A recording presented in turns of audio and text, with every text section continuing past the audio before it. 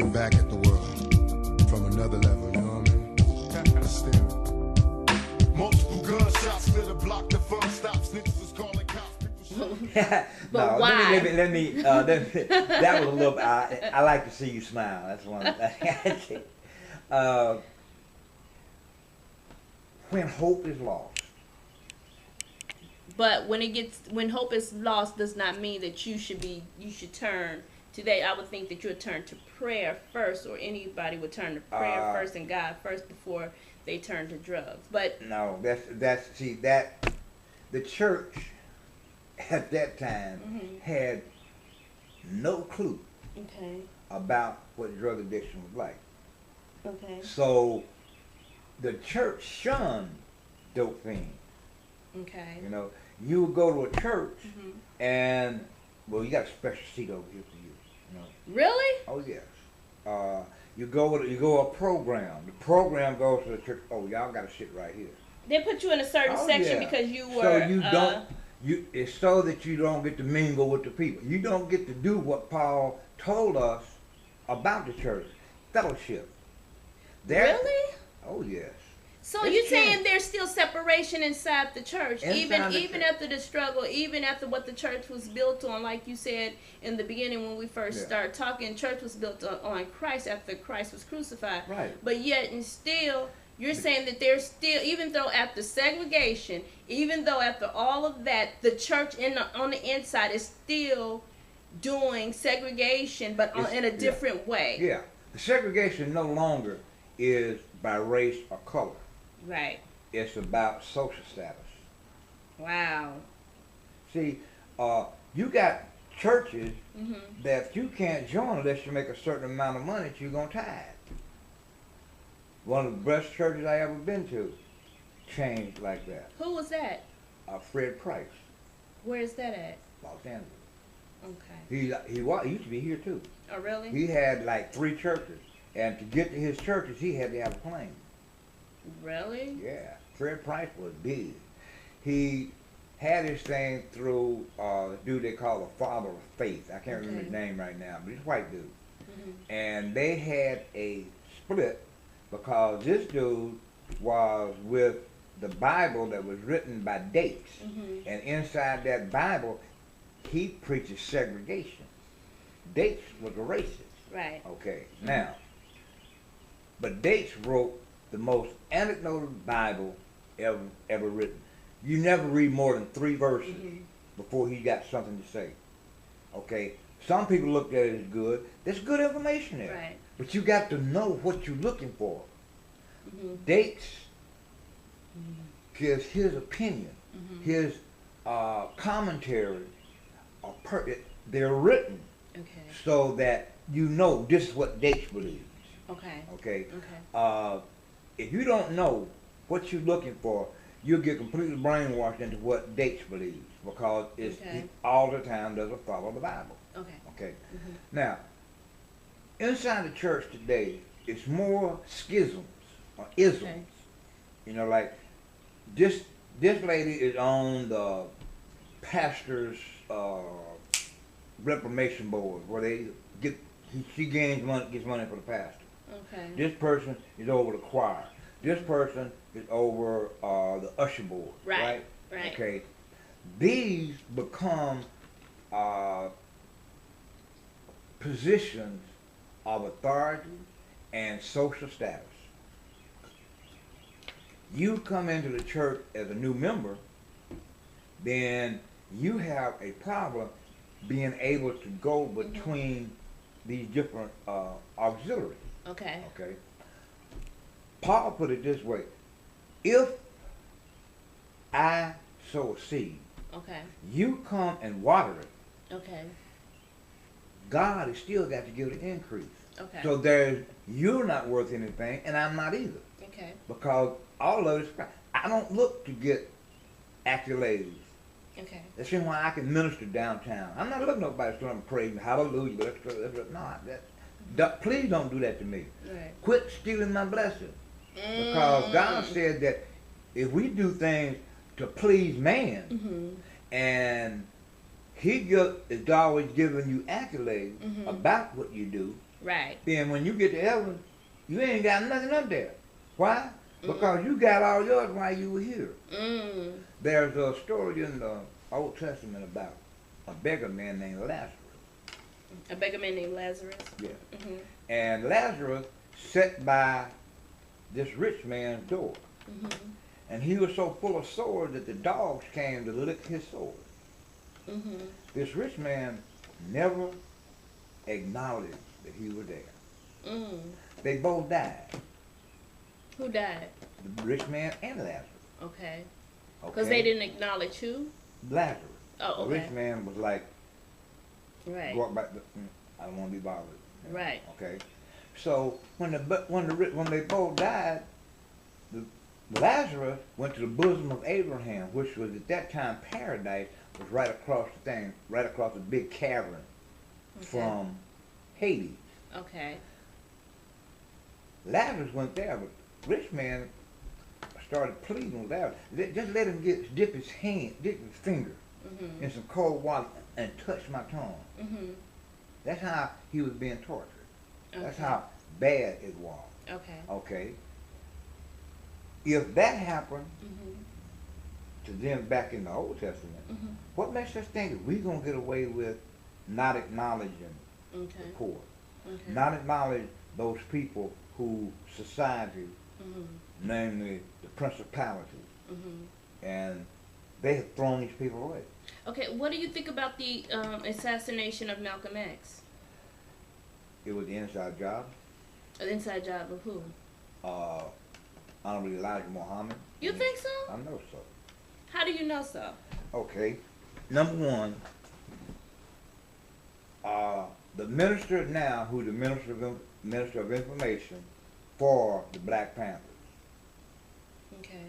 there was a gathering where he would normally have been by Elijah Muhammad's side.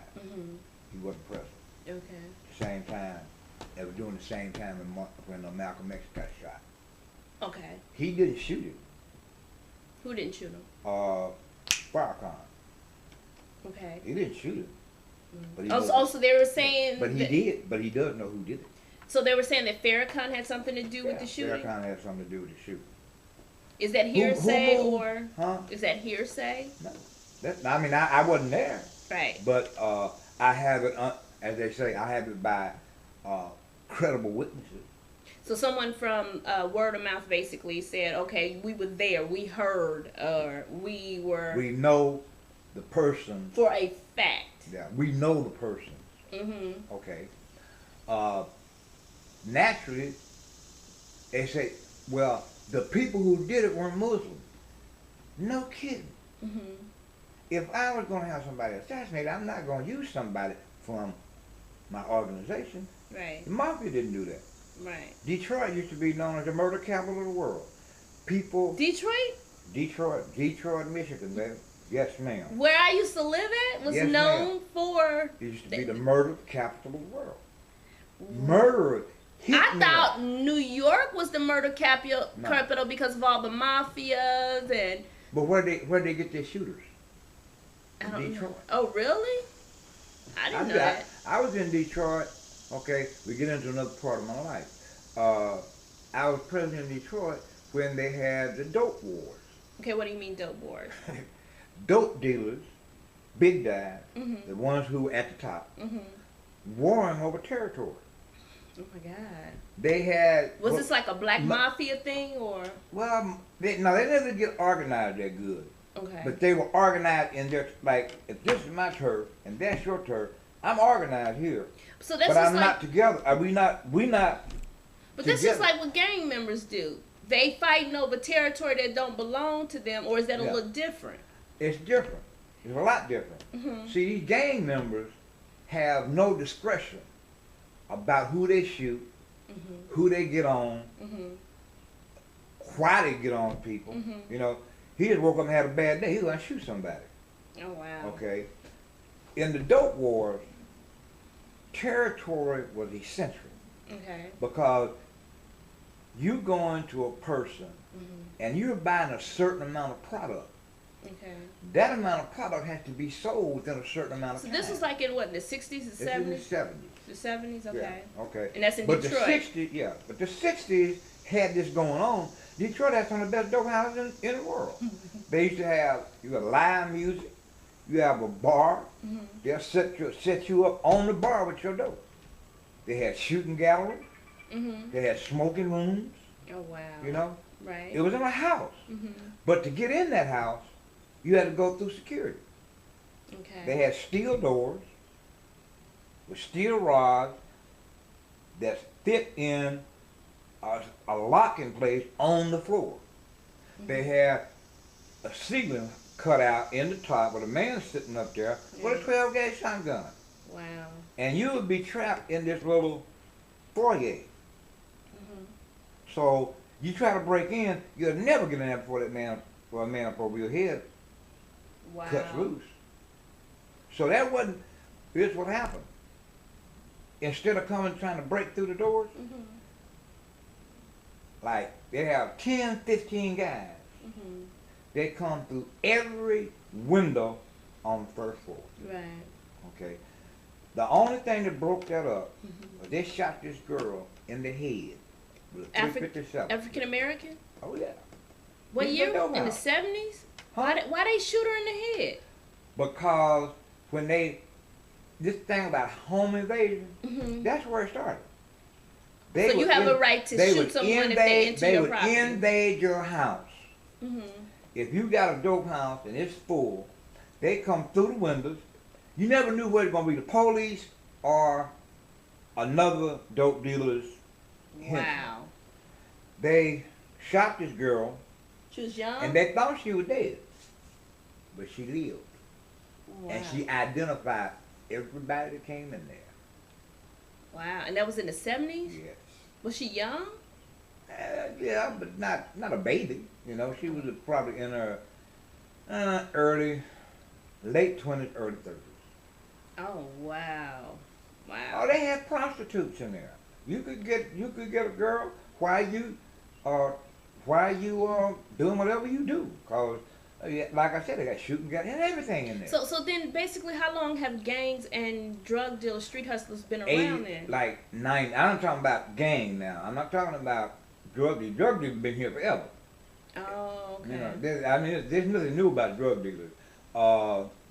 In the 40s and 50s, the mafia would not take drugs because they knew that with drugs comes violence and death. And it's not a good business.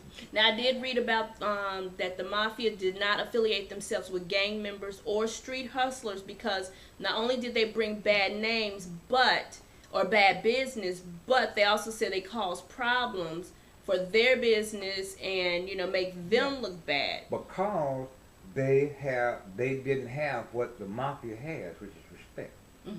See, they don't respect nothing. Same thing's going on now. These youngsters don't respect AIDS. They don't respect our black women. They don't respect themselves. Why do you walk around with your ass showing? Excuse my friend, but your ass showing.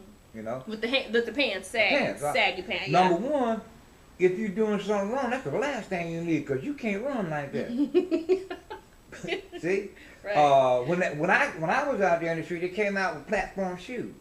Okay, platform. I had one pair. And if I wore that, believe me, I wasn't doing nothing wrong. Right, right. All the rest of the time, I wore what we call second story. It's a canvas shoe with 2 rubbers on the side. It's got 2 extensions on the side. It looks like tennis shoes. Okay. I've seen those. They start. You just stick your feet, slip your feet in there. Slip your feet in them, and you can also slip your feet out of them. Right. They still make them to this day. Oh yeah. They're called second stories. Second stories. Because people who did second story jobs did burglaries, with on the 2nd, 3rd, 4th floor. This is the first time I ever heard that. That was their trademark. Okay, so those type of shoes is a trademark. Just like the game member today, Air Jordan is a trademark. Okay, the Air Jordans are a trademark of what? The Nike different trademark? Game. Different if games? you can go through different neighborhoods, and you see tennis shoes hanging over wires. Right. I knew that was a symbol of something, but I couldn't remember. That's somebody that they ran out of their territory.